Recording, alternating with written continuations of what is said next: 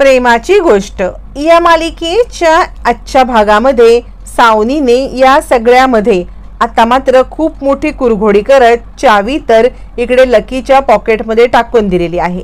चावी लकीच्या पॉकेटमध्ये टाकून आता लकीला सिंपती दाखवायला ती सांगत आहे की मुलांनी ही चावी टाकली असेल, पण चावी मुलांनी जरी टाकली असेल तरी ती नुसती चावी घेऊन लकी काय करणार आहे किंवा नुसती चावी घेऊन लकीला काय मिळणार आहे, त्यावरती मग मात्र आता इकडे स्वतः सावनीच सांगायला लागते, बरोबर आहे, लकीने जरी आता चावी घेतली असली तरी लकीचं काम काय त्या चावी घेण्याचं? नाही, लकीने चावी वगैरे काही घेतलेली नाहीये, हे त्या मुलांचंच आगाऊ काम आहे। सुट्ट्या पडल्यात ना तर काहीतरी कुरघोडी करत असतात। मला काय वाटतं, जर चावी भेटलीच आहे तर एकदा उघडून बघा की, एकदा चावी उघडून बघितलीत की त्यातला माल सेफ आहे म्हटल्यावर संपलं सगळं। मग काय करायचंय, आपल्या लकीकडे चावी आहे ना, मुलांनी टाकली असेल पण पैसे सुखरूप आहेत म्हटल्यावरती काय करायचंय।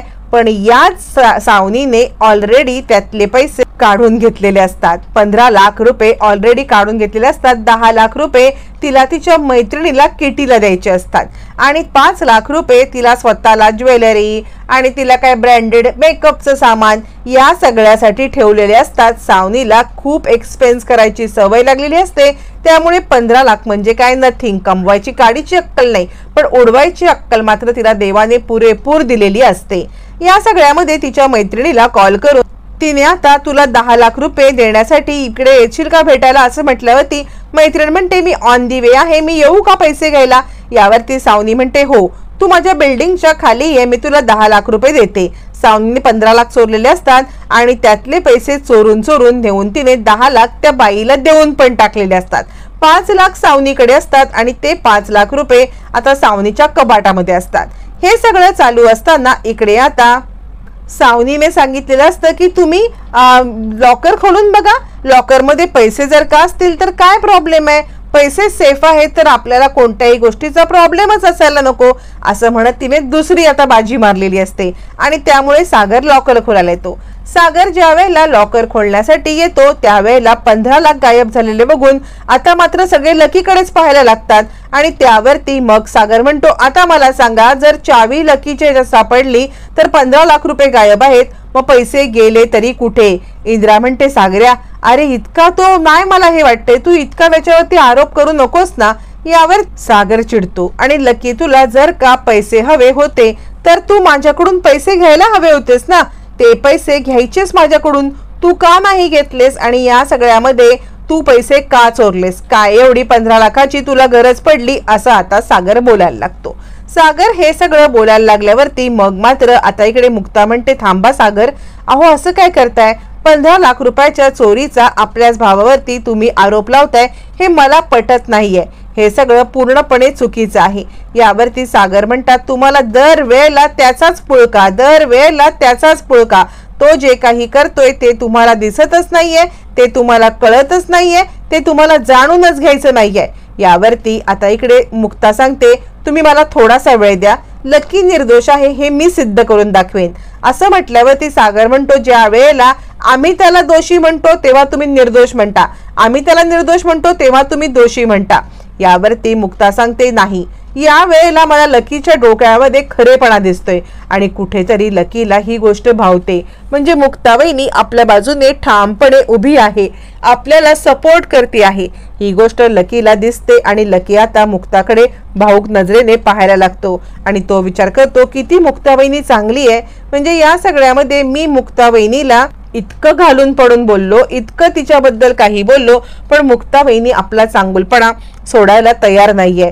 मी आरतीच्या बाबतीत पण सावनीचं म्हणणं ऐकलं आणि हिला खोटं ठरवलं, आरतीला लग्न मोडलं आणि सावनीच्या बोलण्यात आलो आणि पळून गेलो आणि नाटक केलं ऍक्सिडेंटचं, स्वतःला इजा करून घेतली, का तर या सावनीमुळे। आणि आज मला 100% खात्री आहे की या सावनीनेच पैसे चोरलेत, पैसे सावनीने चोरून आता मला अडकवण्यासाठी तिने हा प्लॅन रचलाय। आधी मारे म्हणायला लागली की मुलांनी पैसे चोरले असतील आणि त्यानंतर मारे आता पैसे किती गेलेत बघा, म्हणजे हिनेच पैसे चोरलेत, पण आत्ता माझ्याकडे काही पुरावा नाहीये, पण मुक्ता वहिनी खूप चांगली आहे, ती मला नक्की निर्दोष सिद्ध करेल। सागर म्हणतो तुम्ही काय करणार आहात? मुक्ता म्हणते तुम्ही मला एक दिवस द्याल का? या एक दिवसामध्ये मी तुम्हाला सिद्ध करून दाखवेन की या सगळ्यामध्ये हे सगळं सावनीने केलंय आणि लकी निर्दोष आहे. सागर म्हणतो ठीक आहे, पण माझ्या 10 लाख रुपये आणि अधिक 5 लाख रुपये 15 लाख रुपये कुठे आहेत ते मला मिळवून द्या आणि मग तुम्हाला काय घालायचं तो गोंधळ घाला. आता सावनी विचार करते 10 लाख तर गेले घराच्या बाहेर, हे 5 लाख सुद्धा मी बरोबर घराच्या बाहेर काढून दाखवते.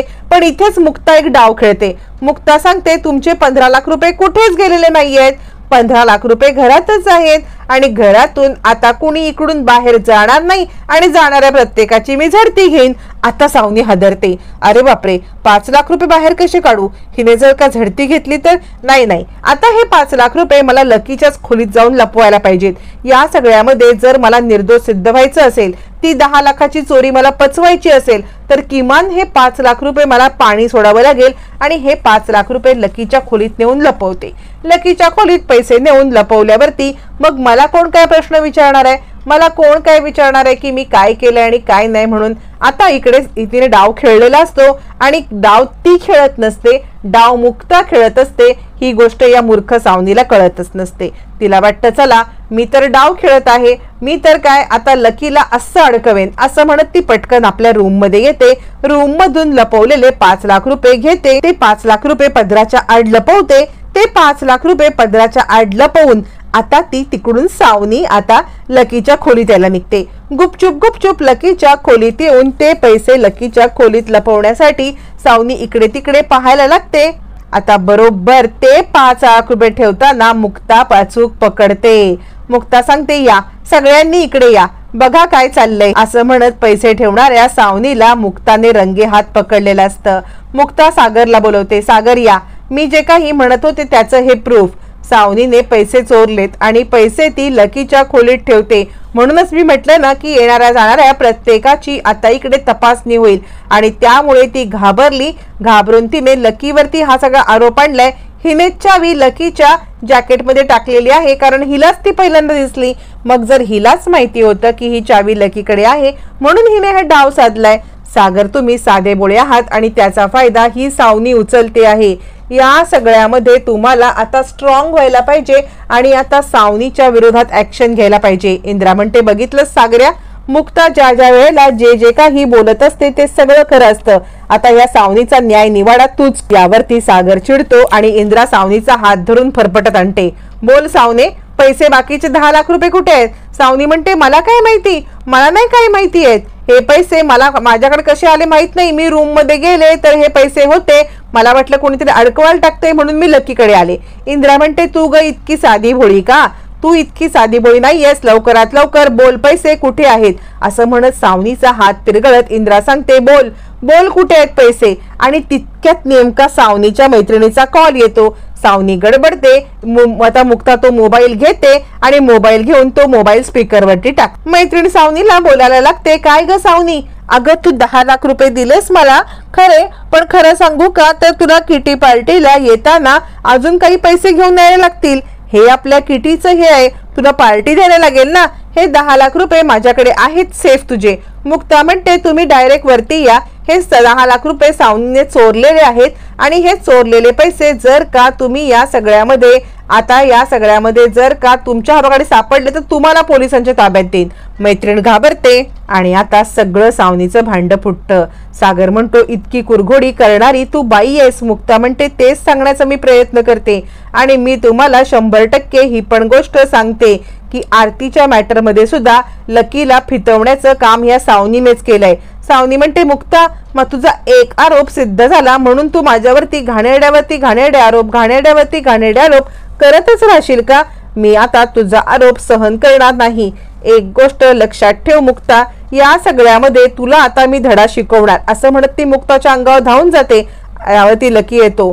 सावनी गप्प बस, खरं सांगायचं दादूस मुक्ताबाईंनी बरोबर बोलते. आता सुद्धा मुक्ताबाईंनी बरोबर बोलत होती आणि त्यावेळेला सुद्धा मुक्ताबाईंनी बरोबरच बोलत होती. त्यावेळेला सुद्धा आता मी लग्नासाठी तयार झालो होतो. मी स्वतःहून मुक्ताबाईंकडे गेलो होतो. मी स्वतःहून मुक्ताबाईंकडे घेऊन तिला सांगितलं होतं की हो मी लग्न करायला तयार आहे, हो मी लग्न करायला तयार आहे असं मी तिला म्हटलं सुद्धा होतं.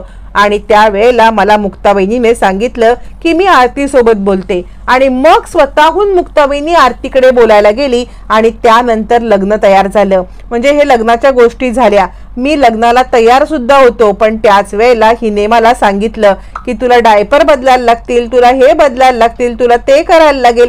आणि म्हणून या सगळ्यामध्ये मी आता साथ सोडली आरतीची आणि आरतीची साथ सोडून मी या सगळ्यामध्ये आता पुन्हा एकदा या सगळ्यामध्ये मी आता अडकलो. आणि हे सगळं करून झाल्यावरती मी आता तिकडून पळून गेलो आणि सगळा ब्लेम मुक्ताबाईंवरती आला की मुक्ताबाईंनीने मला प्रेशराईज केलं. पण नाही, तिने मला प्रेशराईज केलं नव्हतं. तिने मला प्रेशराईज न करता या सगळ्यामध्ये तिने मला समजावून सांगितलं होतं आणि मी स्वतःहून तयार झालो होतो. वहिनी खरंच मला माफ कर. यावरती सावनी म्हणते काही नाही, आता ह्याचं भांडं फुटलंय म्हणून हा या सगळ्यामध्ये मला अडकवण्याचा प्रयत्न करतोय. मी ह्याला का सांगू की तू लग्न करू नको, याच्यामध्ये माझा काय फायदा. यावरती इंद्रा सांगते मी सांगते ना तुझा काय फायदा ते.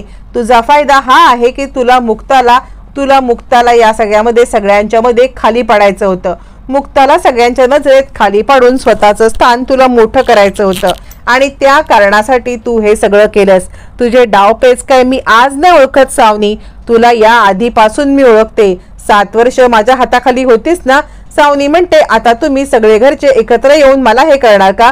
यावरती आता इकडे लगेचच लकी म्हणायला लागतो मुक्ताबाईंनी खरंच मला माफ कर. आता या परिस्थितीमध्ये जर का तू मला वाचवलं नसतंस ना तर या बाईने मला या पण याच्यात अडकवलं असतं. ही बाई प्रत्येक वेळेला तुझ्याविषयी कुरघोडी करते. सागर म्हणतो बास, आता हा विषय इथेच बंद. या विषयावरती मला आता काहीही बोलायचं नाहीये. सावनी चल चालती हो. स्वाती म्हणते बास, ही कुरघोडी करणारी बाई आता आपल्या घरात नको. असं म्हणत तिचा हात धरून फरफटत तिला बाहेर काढलं जातं. त्यावर सावनी आता बोलायला लागते मी का घराबाहेर जायचं, माझा मुलगा इथे आहे ना. यावरती आता इकडे लगेचच तिला लकी सांगतो तुझ्या मुलाला सगळं मी सांगतो. तुझ्या कुरघोड्या, तुझी कारस्थानं आणि तू चोरलेले पैसे आता 10 लाख रुपये घेऊन तुझी येईल ना. हे मुक्ताबाईंनीला छळण्यासाठी किती काय काय करशील, पण सावनी तुझा खेळ संपलाय. तू मुक्ताबाईंनीला कधीच हरवू शकत नाहीस, कारण मुक्ताबाईंनी खरी आहे आणि तू खोटीच राहणार आहेस. असं म्हणत लकीने सावनीची साथ सोडलेली असते. आता मुक्ताने आपले सगळे प्रयत्न पणाला लावून नकीला निर्दोष सिद्ध केलेला आहे. सावनीची हक्कलपट्टी केलेली आहे आणि लकीने मुक्ताचे आभार मानत आरती प्रकरणाचा खुलासा केल्यामुळे एक एक करत सगळ्या उलगोडी आता समोर आलेल्या आहेत. आणि या सगळ्यामध्ये सावनी किती कारस्थानी बाई आहे हे तर सत्य समोर आलेलंच आहे. पण मुक्ताने आता लकीला पण न्याय मिळवून दिलाय आणि लकीने मुक्ताला. त्यामुळे लकीला निर्दोष सिद्ध करत सावनीची हकालपट्टी झालेली आहे आणि मुक्ताचे आभार मानत लकीने आरती प्रकरणाचा खुलासा केलाय. आता आरती आणि लकी यांचं लग्न कसं घडणार, मुक्ता पुढे काय घडवून आणणार हे मात्र येणाऱ्या भागातच कळणार.